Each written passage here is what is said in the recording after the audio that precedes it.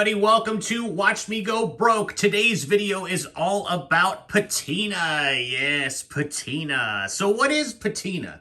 Well, patina is the aging of a watch over time, whether it's the color of the indices that change, or the bezels get a little bit faded, or the cases get scratched up and stuff like that. Or the dials start to get this tropic texture depending on where they are with humidity and things like that. All of that good stuff that just makes a watch look absolutely amazing. Now, I've got two watches here today that I feel like are excellent examples of patina. Now, there's a lot of companies out there that try to do faux patina. I know Omega does it with their 300.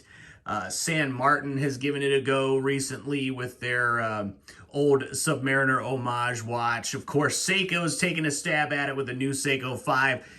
But I don't feel like those companies have really done a great job with their faux patina. So I want to go over a couple of watches that I think are good examples of what good patina should be.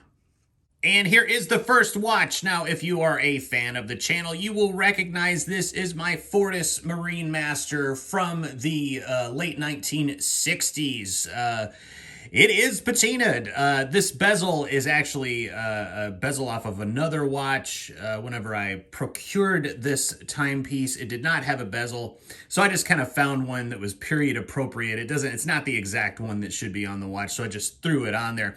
But again, a wonderful example of patina over time. Now, this is a tritium dial, the radioactive material that companies used to use back in the day to allow the indices to glow at nighttime. And tritium just gave off this very low kind of glow, not super bright that you could see in low light levels.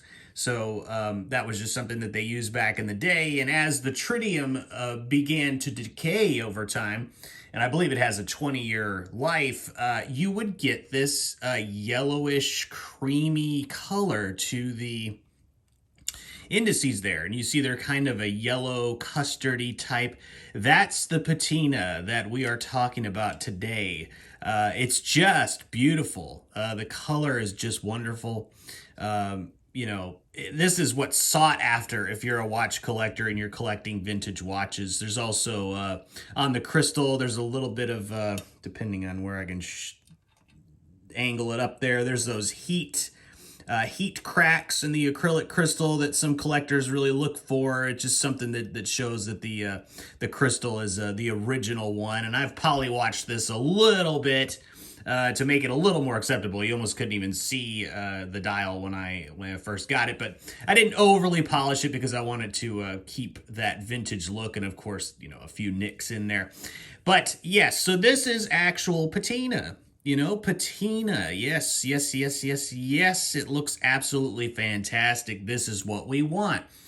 Now, companies try to mimic this, and I don't believe they've been overly successful. It just kind of looks fake to me, especially with what Omega's doing on their 300 series line. It just doesn't look right. I wish they would have just gone with white.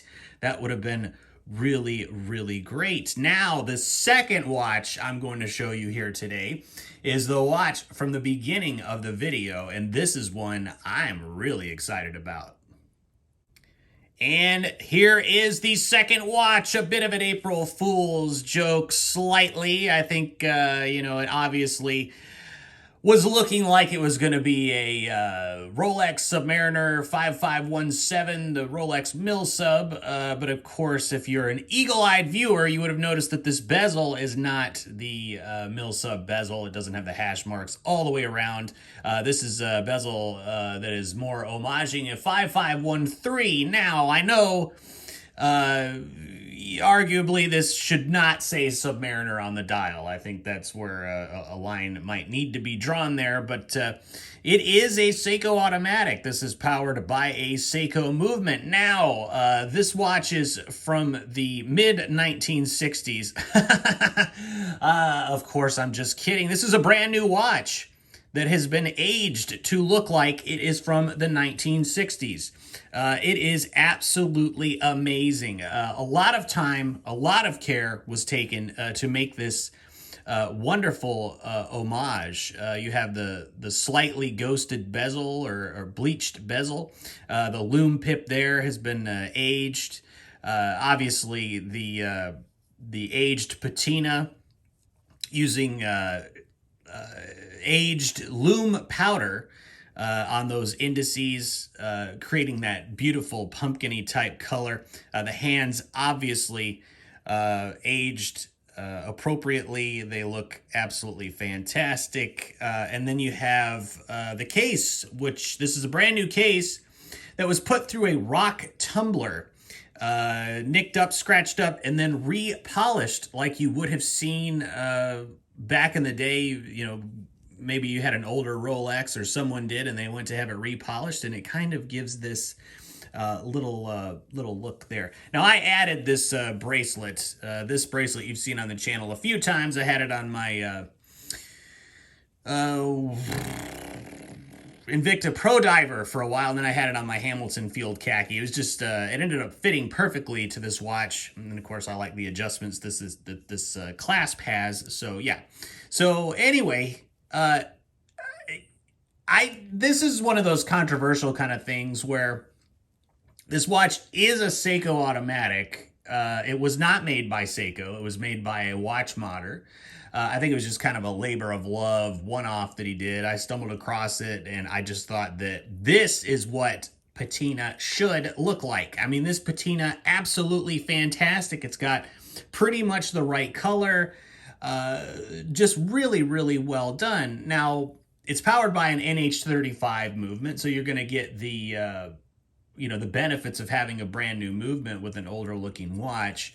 So Seiko automatic on the dial, it's not technically fake because it is a Seiko automatic.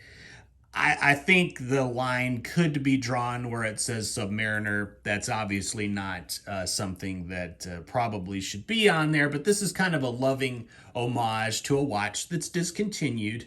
So I don't think it's really pretending to be something it's not. It's just a really loving tribute. Got that beautiful domed acrylic crystal there that actually makes this 16.5 millimeters thick. So it is quite thick. I believe a little bit thicker than the original. The case is 39 mil, 47 mil lug to lug, 20 mil lug width, right where it needs to be. But you can look at even at the dial.